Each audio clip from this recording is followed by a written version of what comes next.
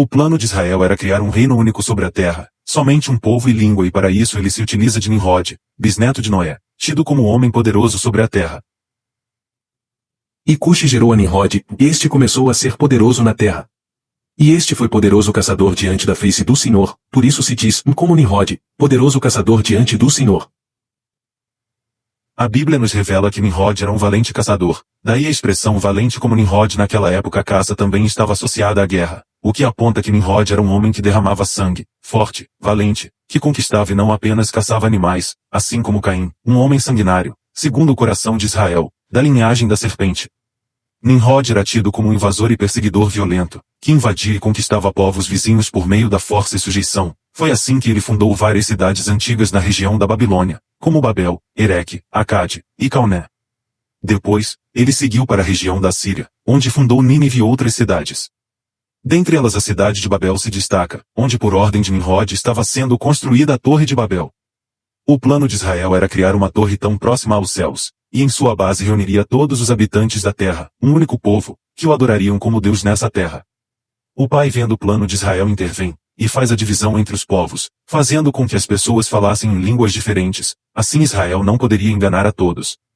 O Pai separou os povos na Torre de Babel, a fim de dificultar aos caídos enganar a humanidade, já que estando em um único local e falando a mesma língua as pessoas seriam facilmente enganadas por eles, mas separadas por toda a terra seria difícil para eles, já que os caídos não possuem onisciência nem onipresença, e estando espalhados pelo mundo dificultaria muito a eles de enganar a todos. Separados os povos e suas respectivas línguas, eles se dividiram pelas 4 partes do mundo, América do Sul, do Norte, Oriente e Ocidente. Os povos oriundos da Torre de Babel se espalharam para todas essas regiões, onde para o Oriente foram os povos que deram origem aos persas, africanos, asiáticos, outra parte para o Oriente, dando origem aos gregos e romanos, e na América do Sul e Norte os povos que deram origem aos indígenas. Nimrod mais tarde foi morto por seu tio Sem, sua mulher Semiramis, a qual também era sua mãe. Assumiu o posto de seu marido, além disso espalhou a crença entre seu povo que o mesmo não havia morrido mas que havia subido aos céus, se tornando Deus Sol. Semiramis mais tarde engravidou, fruto de uma traição, dando à luz a Tamuz, o qual morreu durante uma caça, e mais uma vez Semiramis espalha a mentira que seu filho havia subido aos céus, se tornando um deus, assim como seu pai. Além disso Semiramis ordena todo um culto e adoração ao povo em honra de seu filho Deus, incluindo o culto ao pinheiro, do qual havia renascido de um tronco morto onde seu filho havia morrido. Tal culto envolvia um período de choro e abstinência, onde ao fim era realizada a troca de presentes, como forma de celebrar o renascimento de Tamuz, assim como a árvore enfeitada de ouro. Tal culto foi que deu origem ao Natal, e o culto à trindade Nimrod, Semiramis e Tamuz se espalhou entre os povos remanescentes da região, que foram se assimilando a demais culturas e deuses pagãos, mas que mais uma vez tem seu final a adoração a Israel, Azazel e Ismael. Os caídos foram os responsáveis por estabelecerem cultos, ordenanças, bem como estabelecerem homens perversos como reis e conquistadores, os quais eram usados por eles para subjugar e dominar os povos. Por isso que tais homens como Nimrod e demais reis da antiguidade eram tidos como homens poderosos, heróis, guerreiros e até como deuses, pois os caídos os utilizavam para dominar as nações e portanto, tais homens deveriam ser temidos e adorados pelo povo.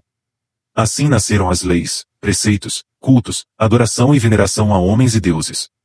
Eles criaram leis e ordenanças ao povo, a fim de escravizá-los, a exemplo o Código de Hammurabi, o qual constitui o primeiro código de leis escritos já registrado.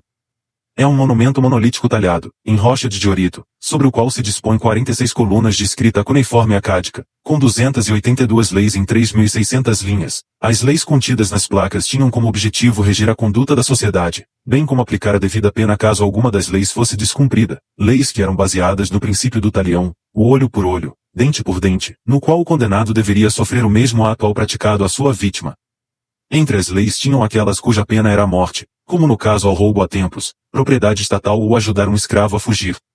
Tais leis foram escritas em pedra, por serem imutáveis, e cópias eram feitas em pergaminhos para que fossem espalhados na cidade, e assim a observância de todos. Além das leis políticas, os caídos também criaram ordenanças referentes ao culto religioso. Vários eram os ritos referentes à adoração, sacrifício, festividades e morte. Os sacerdotes eram responsáveis por conduzir as cerimônias e oferecer sacrifícios, enquanto os fiéis participavam das orações e das oferendas. Acreditava-se que essas divindades controlavam os fenômenos naturais, a agricultura, a guerra, a justiça e outros aspectos da vida humana. Os sumérios buscavam a proteção e o favor dos deuses através de oferendas e preces. Os sacerdotes tinham um papel fundamental, onde cada deus tinha seu próprio sacerdote ou grupo e eram tidos como homens sagrados. Os intercessores entre os deuses e os humanos eram os responsáveis por comandar todo o culto. No culto egípcio antes do nascer do sol, abatiam-se os animais que seriam oferecidos às divindades. Os sacerdotes então se purificavam com água, e, vestidos com trajes brancos, entravam em procissão no templo. No pátio do templo, os sacerdotes apresentavam as suas oferendas e queimavam incenso. Um sacerdote dirigia-se ao santuário da divindade, uma sala especialmente consagrada, localizada na parte mais reservada do templo. Aqui, o sacerdote acendia um archote e abria o naus, tabernáculo onde se guardava a estátua da divindade. O sacerdote apresentava-se à divindade e anunciava vir cumprir os seus deveres. Limpava o tabernáculo, queimava incenso, lavava a estátua e aplicava sobre ela óleos, vestia-a, maquiava-a e colocava-lhe a coroa. Todos esses ritos religiosos foram criados pelos caídos: adoração a ídolos, estátuas, a construção de templos dedicados, tabernáculo, procissões, preces, liturgias, imposição de mãos, água ungida, incenso, etc. Tudo isto se iniciou desde as culturas pós-diluvianas e se perpetuaram ao longo da história até a atualidade, só alternando a forma de culto.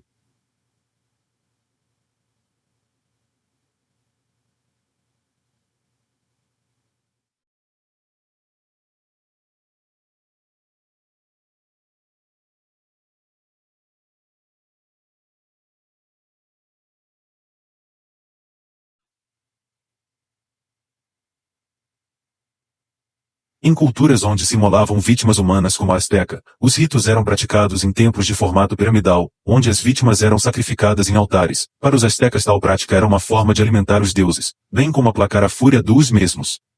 Os caídos têm total desprezo pelo ser humano, já que o Pai o criou para habitar suas antigas moradas no reino, e por tal motivo eles fazem de tudo para corromper e destruir a humanidade. Por isso exigiam sacrifícios, uma forma de zombar da criação do Pai, de matar o ser humano em honra a eles. Além, é claro, do sacrifício representar a morte do Messias, assim que ele viesse a esse mundo. Israel o usava para ameaçar o Messias. Por tal motivo os sacrifícios eram realizados em locais altos, à vista de todos.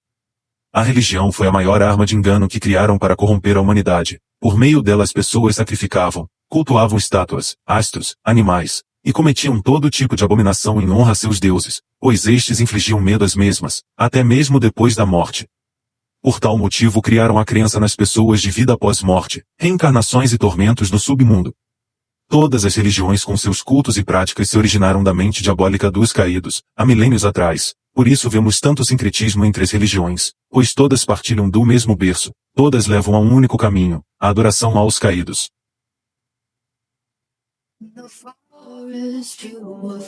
I've been called many things over many lifetimes. Ra, Krishna, Yahweh.